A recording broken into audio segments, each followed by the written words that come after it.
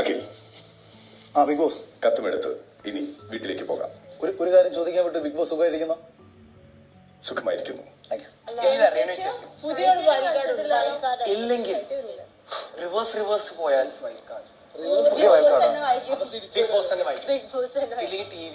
പറയൂ big boss.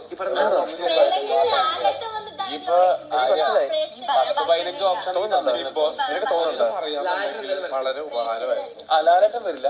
ഓ, അതൊരു പറയൂ വലിയ ഓപ്ഷൻ കേട്ട് മനസ്സിലാവും.